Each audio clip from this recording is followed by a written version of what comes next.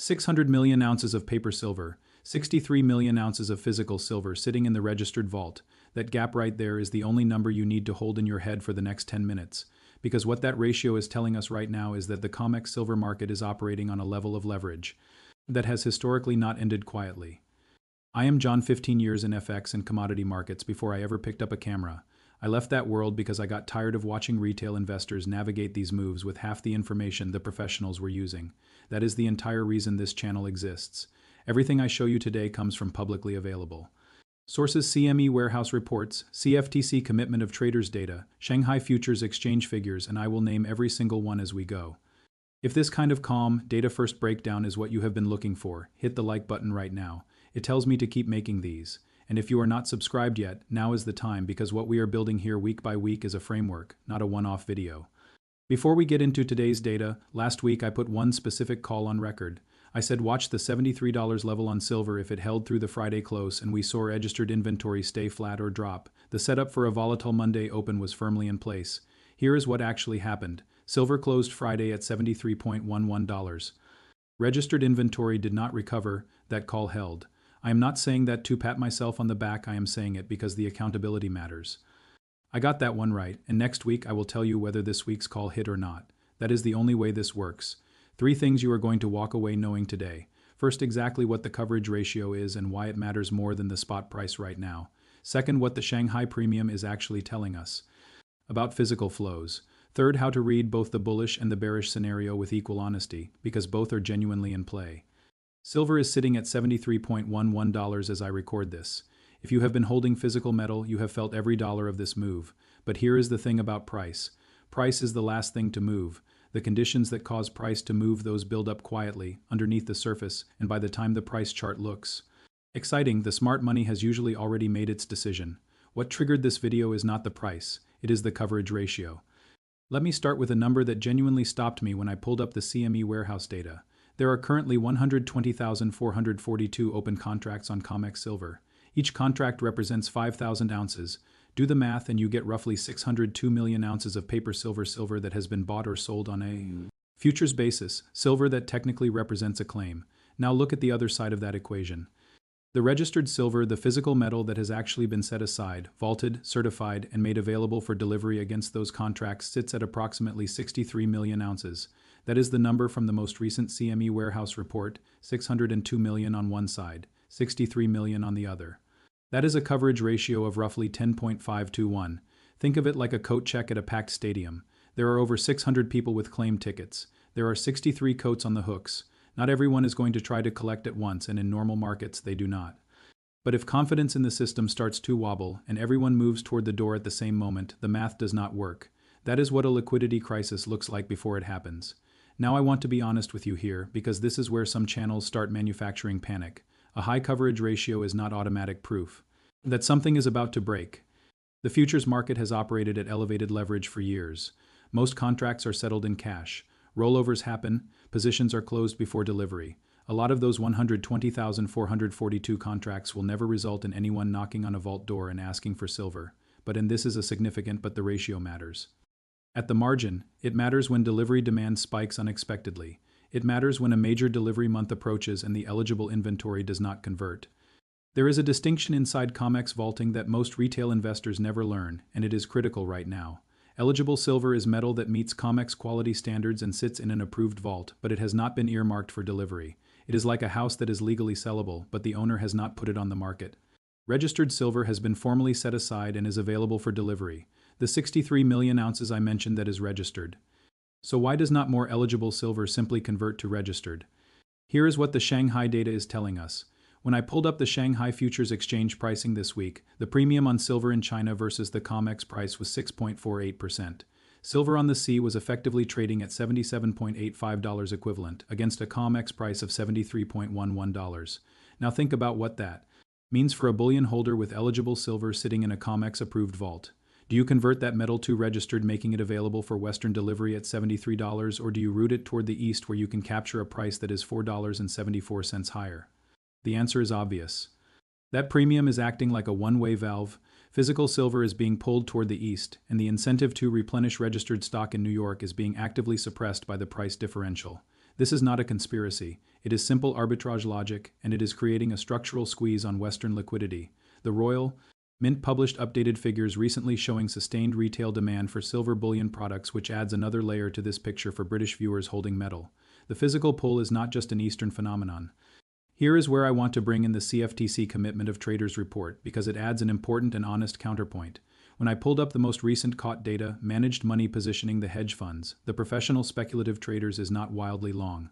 The setup shows that speculative positioning is relatively contained compared to what you would see at a genuine market top. That is actually a constructive signal if you are in the bullish camp, because it suggests the paper rally is not being driven by frothy speculative excess. But here is the counterpoint I want you to hold at. At the same time, large bullion banks hold substantial short positions in silver.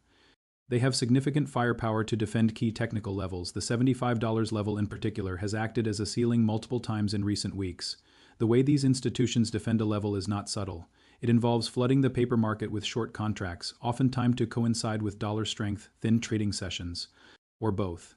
If the DXY pushes higher this week and we get a risk-off moment in equities, do not be surprised if silver gets hit with a wave of paper selling designed to keep it below that ceiling. That is not speculation, that is a pattern I have watched play out in this market for 15 years. The institution is not reacting to fundamentals, it is defending a position. Understanding the difference between those two things is one of the most valuable skills a retail silver investor can develop. If someone you know has been trying to make sense of these moves, the sudden drops, the paper pressure at key levels, share this video with them right now.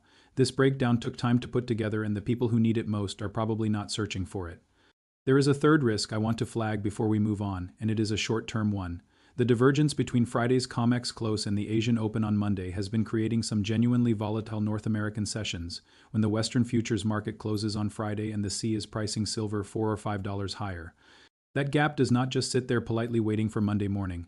It creates the conditions for a gap open, a sudden jolt in price the moment North American liquidity returns. I am not saying every Monday is going to be dramatic, but if you are holding leveraged paper positions over a weekend right now, you are carrying more gap risk than usual. Physical holders do not need to worry about a gap open. A mining stockholder might. This is where the instrument you choose to hold silver in genuinely matters. Let me now run this through the 3 lanes framework. This is how I separate what is noise from what actually matters. Lane 1 is the paper market, blue lane. The data here is what we have just covered: 120,442 contracts of open interest against 63 million ounces of registered physical. The COT data shows speculative positioning is not extreme, but the ceiling at $75 is being actively defended by large short holders. The paper market is stretched but not broken. Lane 2 is the physical market, silver lane. The 6.48% Shanghai premium is real, documented, and acting as a structural drain on Western registered stock. The Royal Mint data and broader retail demand indicators from both the US and UK are showing sustained physical buying interest. Eligible silver is not converting to registered at a meaningful rate because the economics do not justify it while that Eastern premium persists. The physical lane is signaling tightness. Lane 3 is macro, gold lane. The dollar index is a key variable this week. DXY strength has historically been used as cover for silver paper selling. Central bank gold buying that the World Gold Council continues to document at historically elevated levels, and an ongoing structural question about dollar reserve dominance that moves slowly but visibly in one direction. In 15 years watching currency and commodity markets, the times I have seen all 3 lanes begin to align in the same direction, even briefly, have been some of the most significant moments in these markets. I am not saying all 3 lanes are perfectly aligned today. I am saying the paper lane is stretched, the physical lane is signaling tightness, and the macro lane has tailwinds that are documented and real. When those 3 things combine, that is a framework, not a forecast. You decide what to do with it. Here is the one thing I am personally watching this week. One thing, the May COMEX delivery window. I want to see whether registered inventory holds above 60 million ounces or whether we see a meaningful drawdown as delivery notices come in. The specific threshold I am watching is 55 million ounces. If registered silver drops toward or below that level during the May delivery period, the coverage ratio tightens further and the liquidity argument becomes significantly harder for the bears to dismiss. If registered inventory holds steady or recovers, it suggests fewer participants are standing for delivery than the paper market implies, and the squeeze thesis loses some urgency. The CME warehouse report is published daily. That is the source. That is the data. Watch it daily for the next 2 weeks. This is my one call for the week. John FX Insider, on record. I will be back next video to tell you exactly what happened. No edits, no excuses. That is the only way this works. Now here is where I want to be completely straight with you, because this is where most channels pick a side and run with it. I am not doing that today. Here is what needs to happen for the optimistic picture to develop. Delivery demand in the May contract needs to be meaningful. Registered inventory needs to drop below the levels that force a real conversation about coverage. The Shanghai premium needs to hold or widen, keeping the pressure on Western stock replenishment. If those three things develop in parallel, the conditions for a genuine short squeeze, a forced covering event where paper shorts cannot defend the ceiling because the physical market is too tight, become increasingly credible. A move above $85 in that scenario is not fantasy. It is the logical consequence of the math working against the short side. Here is what needs to happen for the cautious picture instead. The bullion banks successfully defend $75 using paper shorts. DXY strengthens and gives them cover. The Shanghai premium narrows, perhaps because Chinese demand softens or because the yuan weakens against the dollar and eligible silver starts converting to registered, relieving the pressure. In that scenario, silver pulls back to the mid to high 60s and the coverage story gets quietly shelved until the next delivery cycle. Both are genuinely possible right now. The market will tell you which one is developing. Your job is not to emotionally commit to either outcome. Your job is to watch the CME warehouse data, watch the Shanghai premium, and watch whether $75 holds or breaks. Those three signals will tell you more than any headline will. Before we close, everything in this video is educational content based on publicly available information. Currency Insider does not provide financial advice, investment advice, tax advice, or legal advice. Nothing here should be construed as a recommendation to buy, sell, or hold any asset. Past market behavior is not a guarantee of future results. Always consult a qualified financial professional before making investment decisions. Before the two questions, if you got value from this today, the like button takes 1 second and it genuinely helps this channel reach people who are trying to navigate these markets without all the noise. Hit it now. I want to ask you two things, and I genuinely want your answers, not just a thumbs up. First, are you currently holding physical silver, a paper instrument, or both?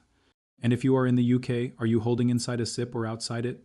Second, looking at the three-lane framework we just ran, which lane do you think carries the most weight right now, the paper market stretch, the physical tightness, or the macro picture? Drop both answers below. The comment section here becomes a real-time sentiment tracker, and I read every single one. Subscribe, because next week we are going directly into the May delivery window data. I will show you exactly how to read the daily CME warehouse report and what the numbers are telling us in real time. That is a skill worth having. And if someone in your life is watching their silver stack right now and feeling confused about what is happening, share this with them. That is the whole point of this channel. This is Currency Insider. Know the market, protect your currency.